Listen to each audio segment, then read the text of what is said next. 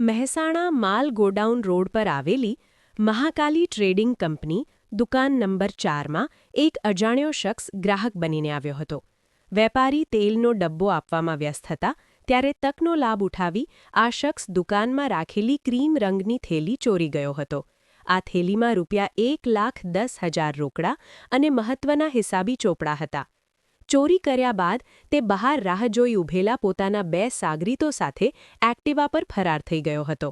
ઘટનાની ગંભીરતા જોઈ બી ડિવિઝન પોલીસ અને સર્વેલન્સ સ્ક્વોડ એક્શનમાં આવી હતી. નાગલપુર ચોકડી પાસે પેટ્રોલિંગ દરમિયાન બાતમી મળી કે પીળા ચેક્સવાળો શર્ટ પહેરેલો શખ્સ તે જ એક્ટિવા સાથે ત્યાંથી પસાર થવાનો છે.